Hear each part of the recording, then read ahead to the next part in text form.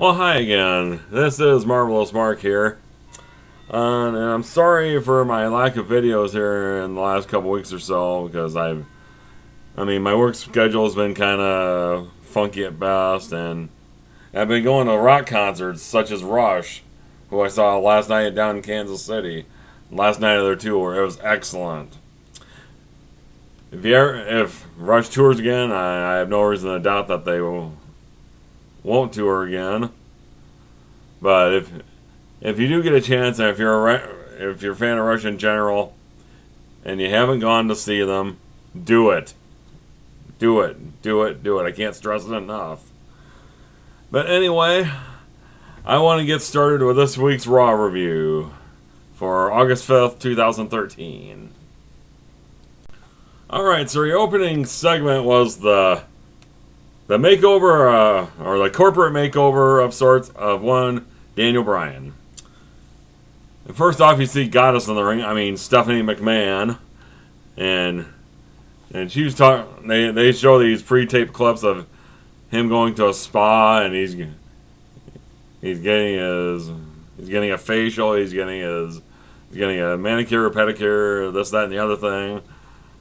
And then she brings him out, and he's all dressed up in a suit and tie. Yeah, I don't know who dressed him, but so Danny Bryan comes into the ring, and he's cutting this promo about. He's more or less talking about the differences between Cena and himself. Like Cena is a sports entertainer, and Daniel Bryan is a wrestler. And I thought this was a really good promo by him. And then what do you know? We get Mr. McMahon out there. Excuse me. And he's talking about how we've never had a dwarf as WWE champion. Yes, you have, kinda. Rey Mysterio was once WWE champion. Granted, he lost it the same night, but hey, Rey Mysterio was WWE champion, if only for a short time. But he's talking about having him go that one final step in his makeover, and that's cutting the beard. So they bring out a barber's chair, and evidently they bring Wade Barrett out there. It's like, evidently Wade Barrett's grandpa was a barber, I guess. I don't understand why Wade Barrett would be in this opening segment unless this is going to be the beginning of a substantial push for him. But you know, this whole segment kind of reminded me of 1998 when Stone Cold Steve Austin first won the WWF title at the time. And Mr. McMahon tried to do a corporate makeover on him, and it's kind of along the same lines, but Daniel Bryan didn't punch Vince McMahon in the nuts, so but it's kind of along those same lines. He's not going to be anybody's corporate champion. Okay, so we have a rematch from the other night on SmackDown. No Job Rob versus Alberto Del Rio. And I don't understand why The Miz had to sit on commentary on this. I know he's going to be the guest host for SummerSlam and all, but whoop-de-frickin' do. But No Job Rob lived up to his name as he gets pinfall victory over the World Heavyweight Champion after botched interference by the returning Ricardo Rodriguez. So you kind of wonder why Van Dam went over in this, but you know, there's a reason for it, because ADR went and turned on Ricardo after he tried to apologize to him, and he just beat the 11th snot out of him. So I guess you just brought Ricardo back on television. Now what's he going to be off again for another month or so? But you know what? if we get a match between these two at WrestleMania 30, granted, I know WrestleMania is a long ways off, but if you ever saw any of Ricardo's work in NXT, you know this guy can go in the ring, and I think this would be. This could have the makings of being a very excellent match. This could be the 2013 version of Ted DiBiase versus Virgil back from 1991, when Virgil won the $1 Million Championship from the $1 Million Man. So, it'd be interesting to see where they actually go with this now. So next we get an in-ring promo by Cody Rhodes, and he's got a little package they brought into the ring, and it was the Money in the Bank briefcase that they dug up from the Gulf of Mexico. You know, sometimes it's the little things that make this storyline make a storyline work, like this. I mean, you have seaweed and it's got a whole bunch of sand in there, and the contract's all wet and shit. That's good. You got to have stuff like this sometimes. Then you got Sano coming out there. He wants to get his briefcase back, and so Cody kind of suckers him into it, and they just fight for a little bit, and Cody still got the contract, and Damian Sandow has he sort of has the briefcase, but not really.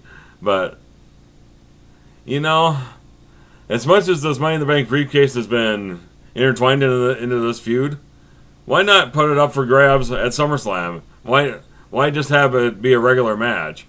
But hell, put the Money in the Bank contract on the line. Okay, so we had. It's only about 4 months later, but you get the WrestleMania rematch between Mark Henry and Ryback. God.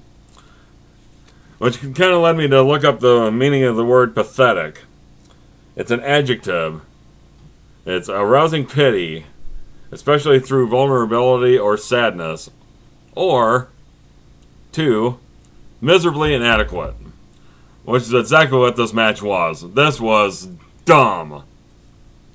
Alright, so then your 1 hour main event was a John Cena promo.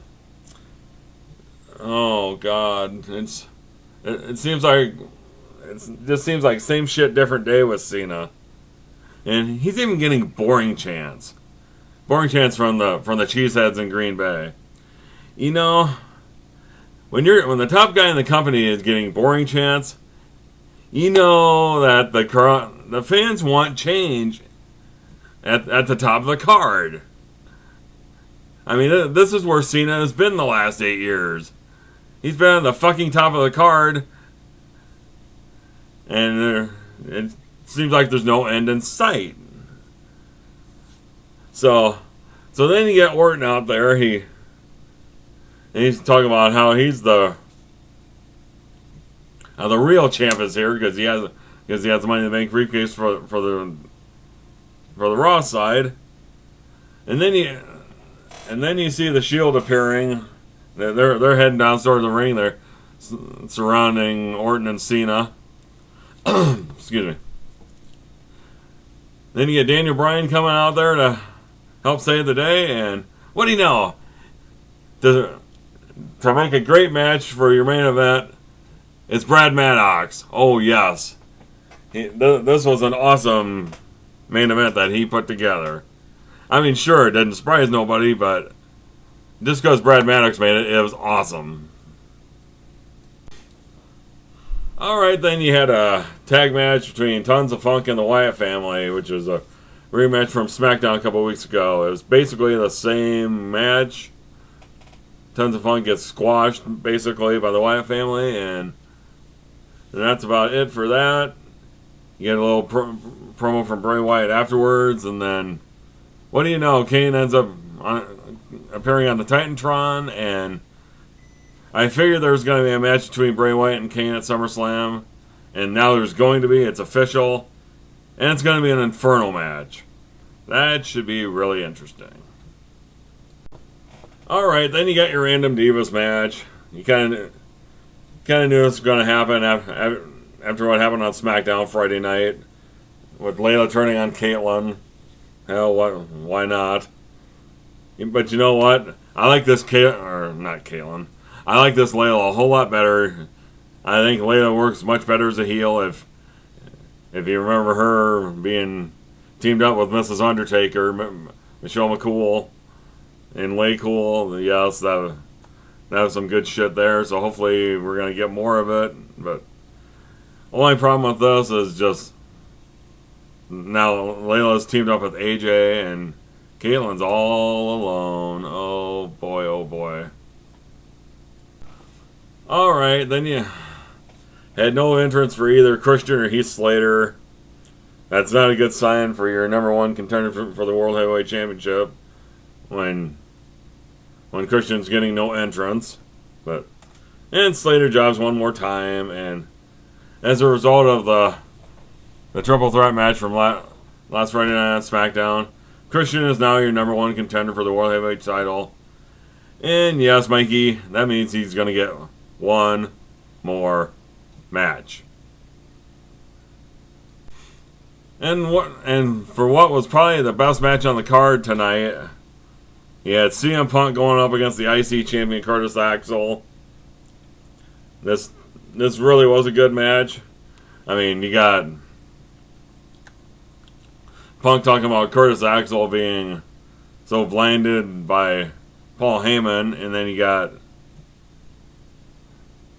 had Michael Cole talking about how CM Punk is blinded by his wanting to get at Paul Heyman. This match ended up in a no contest after Punk went after Heyman and he got him, and what do you know? The Beast incarnate himself, Brock Lesnar, shows up, and then the Donnybrook ensues, and this is one of those things that has turned very personal, and I mean this is just a good out and out brawl, but Punk ends up taking the belly to belly on the outside, and he ends up taking the F5 inside the ring to end the segment. But then they had a little interview in the backstage area with Renee Young, and Brock Lesnar actually talked on the mic. I don't know why he did, but it was actually kind of funny. And then it's setting up a match for next week, which is more than likely a setup anyway. But Paul Heyman challenges CM Punk in a wrestling match. Oh boy, oh boy, oh boy. So next you have the return of Kofi Kingston after his injury and after his baby being born. Taking on Fandango, and what do you know? Kofi ends up going over. Okay. You got a guy like Fandango. You brought him in. It took him a while before he had his first actual match. But his first actual match was against WrestleMania, taking on Chris Jericho, and he wins his first match at frickin' WrestleMania. And then, in a span of about 4 months, he's gone from winning at WrestleMania to jobbing to everybody under the sun. What in the fuck is going on here?